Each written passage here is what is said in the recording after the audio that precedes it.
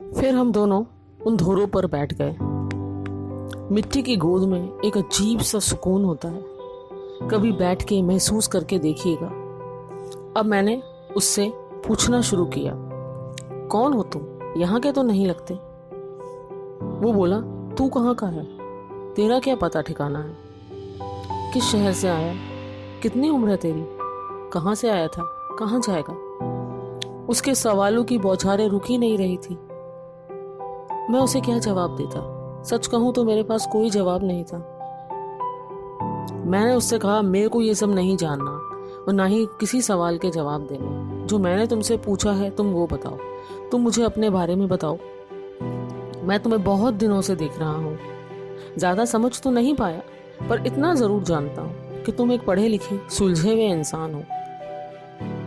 ऐसे हो तो इस हालत में क्यों हो? अकेले, परेशान, बंजारे से क्यों अपना घर बार सब छोड़ के इन रेत के टीलों पे रहते हो? धूप, बारिश, सर्दी, ये सब क्यों सहते हो? क्या तुम्हारा कोई घर नहीं है? विक्रम बोला, है ना, था, शायद है, पर अब रेत ही ये मेरा आशियाना है। मेरी हस्ती इसी से मिलती है।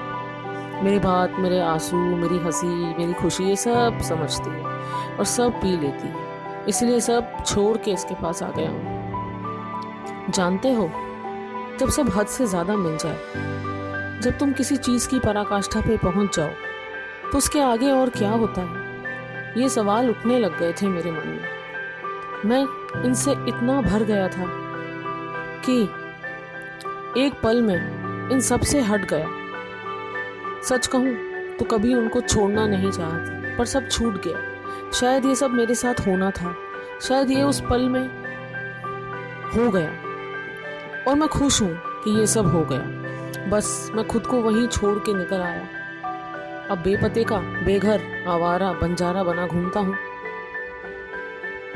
मैं ये सब सुन रहा था और अब मेरी ये पहेली और उलझ गई थी। मैंने विक्रम से कहा, मैं वैसे ही बहुत उलझा हूं तुझमें, मुझे और ना उलझा। ये सारी गांठें खोलो, मुझे एक एक करके बताओ कि क्या हुआ। मेरा ऐसा कहना था, वहां से उठा और चल दिया, और पता नहीं क्यों मैं उस दिन उसे रोक नहीं पाया। फिर अगले 3-4 दिनों तक वो मुझे दिखाई नहीं दिया और मेरी बेचैनी और बहुत बढ़ गई थी। मैंने सोचा इससे पहले ही ठीक था, जब मैं कुछ नहीं जानता था। अब उसने आधा अधूरा बता के मुझे और ज्यादा उस पहेली को सुलझाने पे मजबूर कर दिया था। मैं उसे रोज ढूंढता था, उन टीलों पे जाके बैठा रहता था रात रात भर कि शायद वो आए, पर वो नहीं आया। और मैं ये सोचने लग गया था कि शायद ये पहेली पहेली ही रह गई। अब वो मुझे कभी नहीं मिलेगा, ना ही कभी दिखेगा।